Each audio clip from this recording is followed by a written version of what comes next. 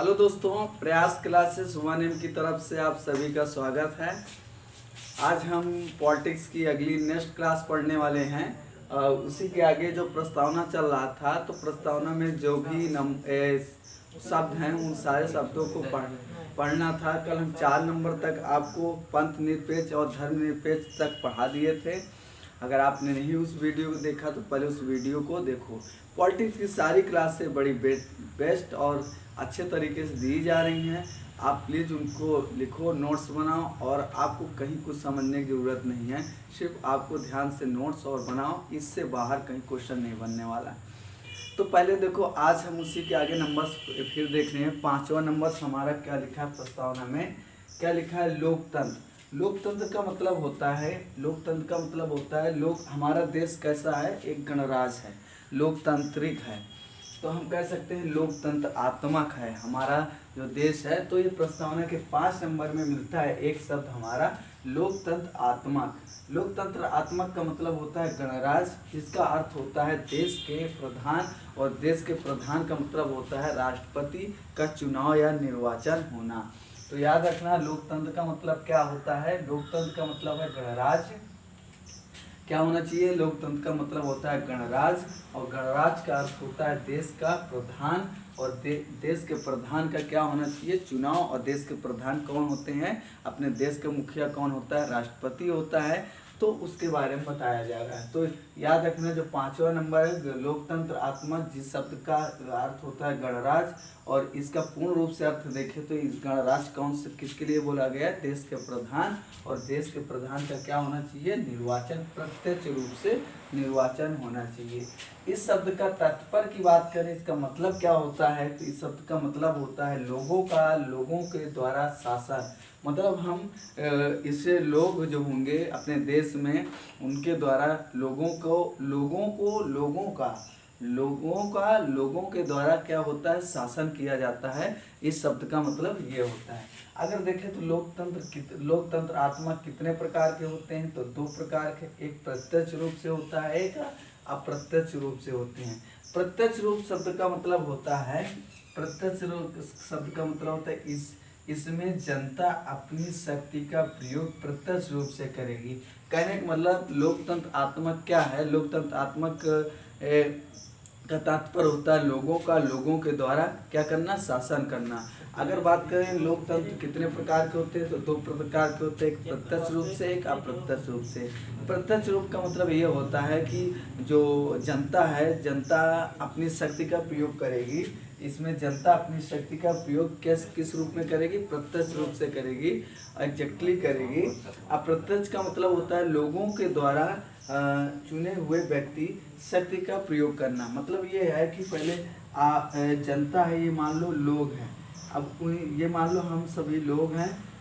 जनता जो होगी एक MP या MLA को बनाकर किसी दूसरे मतलब बनाकर संविधान या लोकसभा में भेजेगी।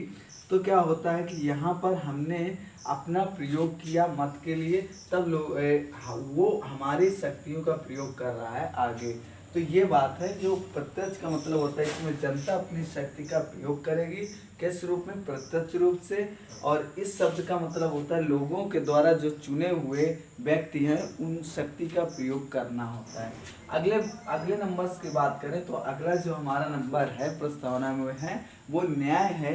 न्याय हमारे यहाँ 3 टाइप के होते हैं। एक सामाजिक न्याय, समाज के द्वारा जो न्याय होता है। एक आर्थिक न्याय जो अपनी इकोनॉमिक है, उसके जस्टिस पर देखा जाएगा।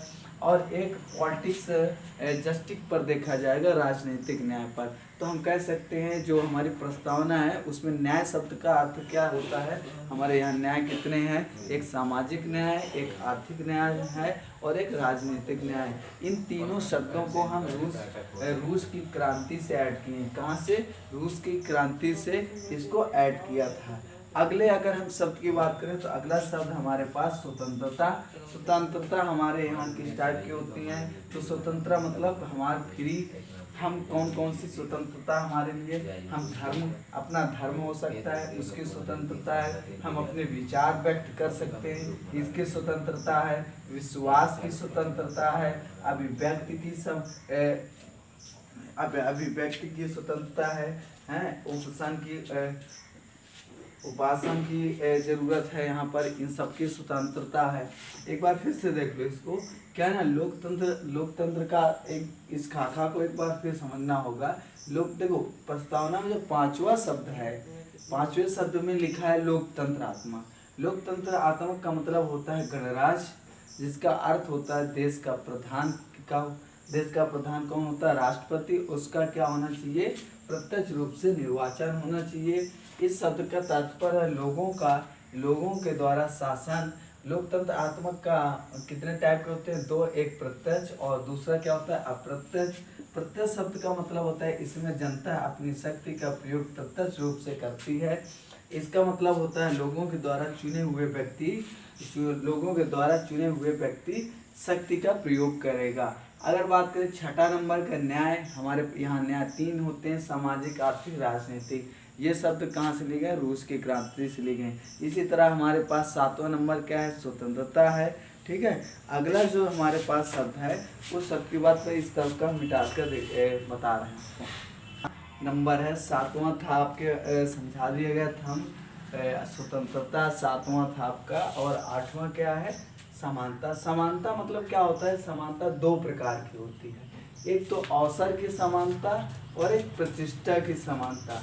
अवसर की समानता का मतलब क्या है कि जैसे कोई आपको नौकरी निकाली गई सरकार की तरफ से, तो आप सबको अवसर, या ओबीसी का हो या एससी को एसटी को, सबको अवसर दिया जाएगा। तो समानता का मतलब क्या है, समानता का मतलब समानता 2 प्रकार की होती है, सब में समान टाइप से।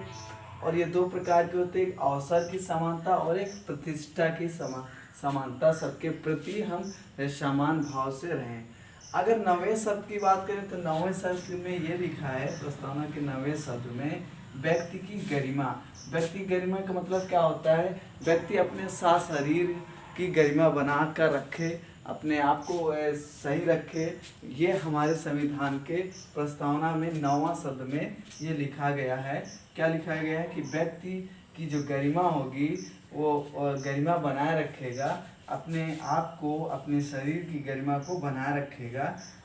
10वां शब्द की बात करें तो 10वां शब्द में लिखा है राष्ट्र एकता व अखंडता। देखो क्वेश्चन आपके ऐसे नहीं आएंगे, क्वेश्चन आपका ऐसा आता है कि भैया निम्न से कौन सा प्रस्तावना में शब्द ऐड है या नहीं है, तो इन शब्दों को आपको ध्यान रखना होगा। तो 10वां जो शब्द है हमारे पास, ये राष्ट्रीय एकता व अखंडता। राष्ट्रीय एकता मतलब राष्ट्र के इस प्रति सबकी एकता होगी और विभिन्न खंड के होंगे लोग। ठीक है, बंधुता शब्द भी हमारा कहाँ है, प्रस्तावना के 11वें शब्द में है। तो ये पूरे खाका को याद रखना, प्रस्तावना में कितने शब्द बताए गए हैं एक बार फिर से आपको ध्यान रखना है। हमने बताया था सबसे पहले आपको संपूर्ण प्रस्तावना शब्द क्या है, फिर संपूर्ण, प्रभु, संपन्न, प्रभु सत्ता, फिर बताया था समाजवादी, समाजवाद, पंथ निरपेक्ष यानी धर्मनिरपेक्ष, और एक बार रिकॉल कर लेते हैं लोकतंत्र आत्मक, और फिर हमने पढ़ा आपको क्या पढ़ा है, न्याय, और न्याय के बाद स्वतंत्रता, और 8वां शब्द आपको पढ़ाया गया समानता, और 9वां शब्द आपको पढ़ने को मिला व्यक्ति की गरिमा का तात्पर्य है शरीर से। 10वें शब्द का मतलब है राष्ट्र एकता व अखंडता। 11वें शब्द का मतलब होता है बंधुता। कुछ शब्दों, कुछ चीज़ों को नोट रखना है, याद रखना है। ये शब्द कभी कभी पेपर में पूछ लिए जाते हैं। अब जैसे इसमें लिखा है प्रस्तावना, समाजवाद, पंथ निरपेक्ष और अखंडता। कौन कौन शब्द लिखे हैं, प्रस्तावना, समाजवाद, पंथ निरपेक्ष, अखंडता। इन तीनों की बात करें, चारों की, तो इसको 42वें संविधान संशोधन अधिनियम 1976 के तहत संविधान में इसे जोड़ा गया था। कौन से, समाजवादी, पंथ निरपेक्ष, अखंडता। प्रस्तावना में सिर्फ एक ही बार क्या हुआ है, संशोधन हुआ है। ये क्वेश्चन काफी ध्यान रखना है।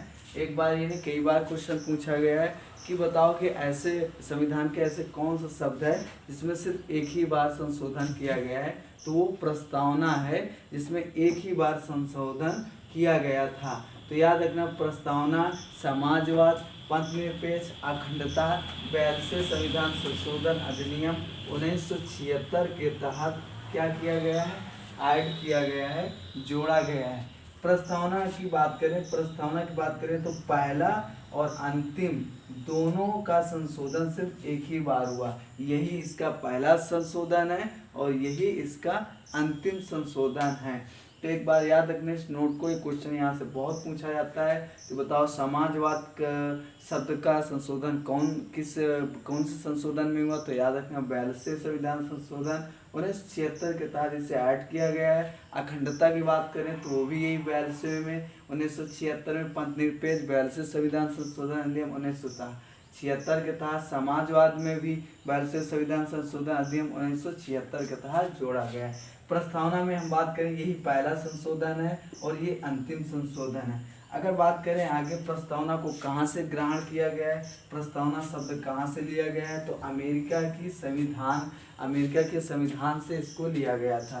तो ये भी क्वेश्चन काफी इम्पोर्टेंट है, आपसे पूछ सकता है कि इस प्रस्तावना शब्द को कहाँ से लिया गया, तो अमेरिका के संविधान से इसे लिया गया था।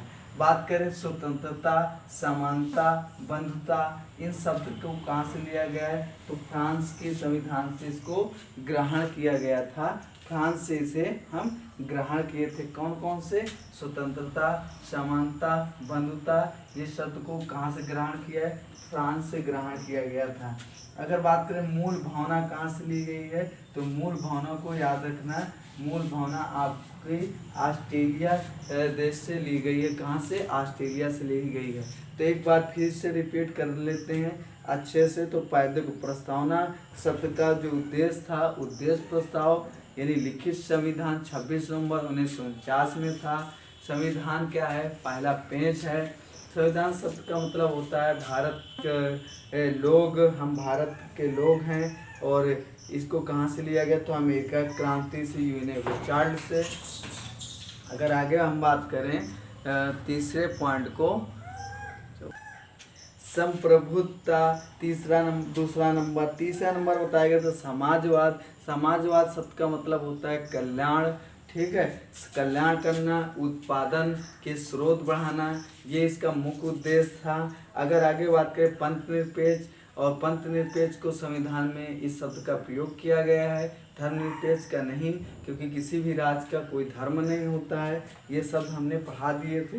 पांचवी की बात करें, अगले नंबर जो आपका था, तो वो पांचवा नंबर था लोकतंत्रात्मक। लोकतंत्रात्मक का मतलब होता है गणराज्य, जिसका अर्थ होता है देश के प्रधान।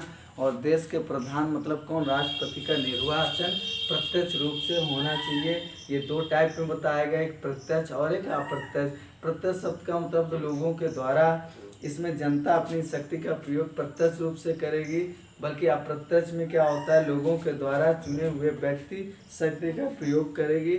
छठा नंबर बताया गया था न्याय, सामाजिक न्याय, आर्थिक न्याय और राजनीतिक न्याय, ठीक है। इन शब्द का यूज कहाँ किया गया था, फ्रांस का। अगर सातवें की बात करें तो लिया गया है स्वतंत्रता से। आठवें की बात करें तो इसे समानता से लिया गया है। ये दो प्रकार का होता है, औसत समानता, प्रतिष्ठा की समानता। नवे पॉइंट की बात करें तो बताया गया व्यक्ति की गरिमा। व्यक्ति की गरिमा का मतलब होता तत्पर सा शरीर। 10वें पॉइंट की बात करें तो राष्ट्रीय एकता व अखंडता। 11वें पॉइंट की बात करें तो बंधुता। कुछ नोट्स याद रखना, प्रस्तावना, समाजवाद, पंथनिरपेक्ष, अखंडता। प्रस्तावना शब्द का मतलब कि प्रस्तावना को सिर्फ में एक ही बार संशोधन किया गया था और इन सबका संशोधन 42वें संविधान संशोधन अधिनियम 1976 के तहत जोड़ा गया है। प्रस्तावना का मतलब पहला और अंतिम ये संशोधन था। प्रस्तावना कहाँ से लिया गया है, संविधान से लिया गया है। अगर स्वतंत्रता, समानता, बंधुता की बात करें, इस शब्द का मतलब होता है फ्रांस से ग्रहण करना, ठीक है। और मूल भावना का मतलब होता है ऑस्ट्रेलिया। ऑस्ट्रेलिया शब्द से यहाँ लिया गया था। अगर अब आगे जो पढ़ने वाले हैं भाग 1 में क्या है, भाग 2 में क्या है, भाग 3 क्या है, टोटल आपके 22 भाग हैं। उन 22 भागों को एक एक करके पढ़ना होगा। भाग 1 में क्या है, भाग 2 में क्या है, भाग 3 में क्या है, भाग 4 में क्या है, ये सारी चीज़ आगे हम नेक्स्ट वीडियो में पढ़ेंगे। आप आज के लिए इतना ही रखते हैं। आपको ध्यान से अगर चीज़ें समझ में आए तो चैनल को सब्सक्राइब और शेयर ज़रूर करें। जय हिंद दोस्तों।